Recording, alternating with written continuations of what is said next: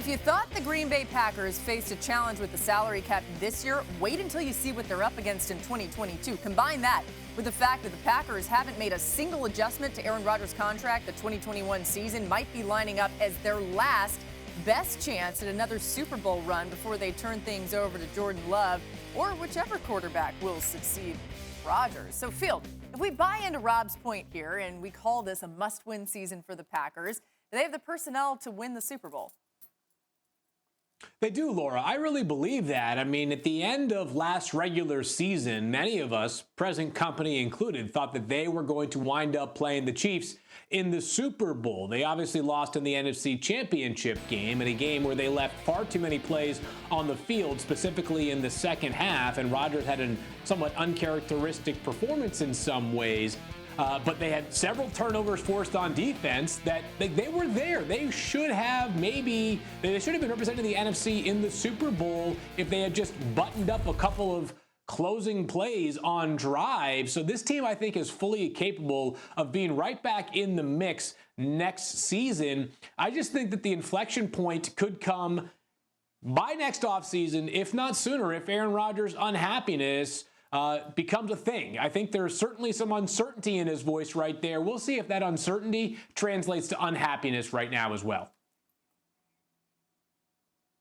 Yeah, I agree with you, Field. I mean, I think if you look at last year, I mean, they had everything. Davey Bakhtiari gets hurt, their left tackle, so the Buccaneers got after him from a pass rush perspective. But to your point, they had the plays to make. This team has still lined up 2 years in a row, NFC Championship game. They're going to get better. They understand Rodgers is going to be there. Get a receiver, get someone to help with Adams on the outside just to give them a breath of fresh air. I think they do those things. They're right back in it. But here's the deal. When you talk about a must-win, the Packers this is not a must-win for them. They can extend Rodgers. Like, they're doing this to themselves, right? I mean, you can't stay stuck on stupid. This is an MVP from last year. He's going to continue to play well. And by the way, whether you start Jordan Love next year or 2 years or potentially 3 years, he's not going to be as good as Aaron Rodgers is. That's just a fact. That's no slight to Jordan Love or who he's going to be as a player.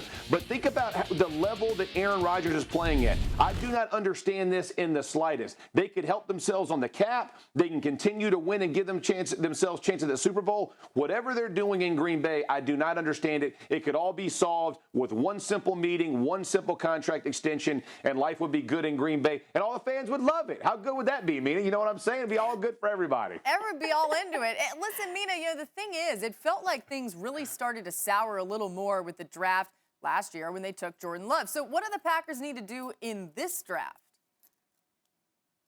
Well, I think they need to compensate for some of the mistakes they made in the last draft. And it wasn't just taking Jordan Love. I think A.J. Dillon taking a running back in the second round doesn't look good after you went out and extended Aaron Jones when you could have spent either of those picks on teams that are players that aren't going to be backups on your roster.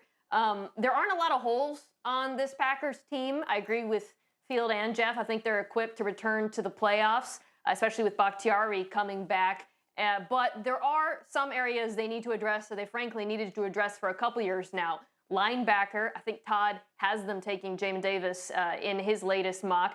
That makes sense, but boy, it would be tough to see them pass on a receiver again with their first overall pick. They got a true number one in Davante Adams. I like Allen Lazard. I think they found a nice gem in Big Bob Tonyan. But there are a lot of wide receivers in this draft who could take advantage of the sort of double coverage that Davante Adams draws. Where they're picking perhaps the Rondale Moore and Elijah Moore, the two Moores, it makes sense for them. Maybe Kadarius Toney, I don't know. There's a bunch of options that could help Aaron Rodgers win now, and that's where they need to be focused. Yeah, Mina, as you're saying that, I'm just sitting here thinking about some of those weapons that will be available when they're picking. Kadarius Toney is a do-it-all type wide receiver. You can do so much with him. This just quickly, let's say if the Packers end up passing on a receiver, I'm not asking you to read Aaron Rodgers' mind, but what's that going to be like on Friday maybe when we're talking about the draft that happened on Thursday?